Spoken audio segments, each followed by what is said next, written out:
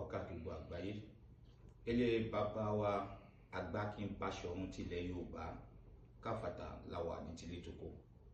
Ilé wọn náà làwà báyìí torí pé ní à ń ṣe àyájọ́ bàbá lágbàáyé láti lè gbọ́ méjì tàbí mẹ́ta lẹ́nu wọn ní pé kí ni ojúṣe bàbá sí ọmọ. Ẹ rà sà, ẹ kú dédé àsìkò yìí. Ẹ káàbọ̀.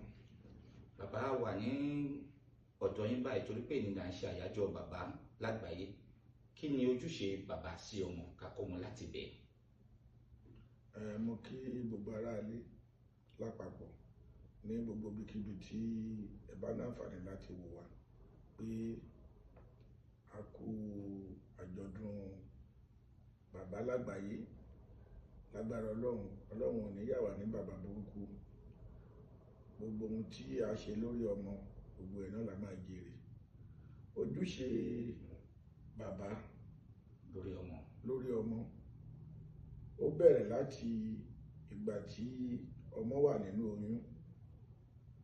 Ìgbà tí ọmọ bá ti wà nínú oyún ní ojúṣe bàbá ti bẹ̀rẹ̀ láti máa tọ́ ìyàwó ẹ̀ sọ́nà nínú oyún àti láti ṣe àjò ìyàwó ẹ̀ láti ìgbà tí oyún bá ti di oyún oṣù kìíní títí lọ wọ oyún oṣù mẹ́sàn-án. Ojúṣe bàbá ti bẹ̀rẹ̀. Tọ́mọ náà bá tún wá padà délé ayé, bàbá tún yẹ̀yẹ̀ tún bẹ̀rẹ̀ ti èyí tó ń pè ní ìpele kejì láti mójútó ohun tí ọmọ náà máa jẹ tó máa mu. Tó bá ti ń bọ́ sí ẹ̀yìn ọdún méjì sọdún mẹ́ta, bàbá tó ti bọ́ sí ìpele míì lórí báwo lọmọ ṣe máa lọ sílé ìwé àti báwo lọmọ ṣe máa hùwà. So ìyẹn jẹ́ ìbẹ̀rẹ̀ àkọ́kọ́ ojúṣe bàbá. Lẹ́lẹ́kejì, wọ́n ní kọ́mọ tó mọ Ọlọ́run, ìyá ẹ̀ ló máa kọ́kọ́ mọ̀. Ọ̀pọ̀lọpọ̀ bàbá ló joyè abímọ má tọ́. Ọ̀hún rántí pé orúkọ tí ọmọ yẹn máa jẹ́ yẹn bí sọ́ni mu ẹ̀ ó papọ̀, ó ní mú ṣe pẹ̀lú orúkọ tí bàbá yẹn ti ń jẹ́. Àwọn bàbá wa mọ́nímọ́ní wọ́n ní ọmọ tó bá dá òun ni ti bàbá ẹ̀, èyí tó bá kù díẹ̀ káàtó ìyá ẹ̀ ló nìyẹn. Gbogbo wa náà la dẹ̀ ń gbàdúrà pé ká jèrè lórí ọmọ tá a ṣe làálàá lé. Bàbá tó ní bóun bá kú kọ́mọ dà àlàbò òun, ṣé bàbá yẹn fún ara ẹ̀ náà ṣiṣẹ́ àlà sílẹ̀? Nítorí pé bàbá tó bímọ tí ò mọ bí ọmọ ṣe jẹun, tí ò mọ bí ọmọ ṣe sùn, pàápàá ní orílẹ̀-èdè Nàìjíríà wa tá a wà nísìn. Bàbá kó obìnrin mẹ́wàá jọ, àwọn 5 nínú wọn ló jẹ́ pé kíyàwó tọ́jọ́ jìyàjìṣẹ́ kó wà lẹ́gbẹ̀ẹ́.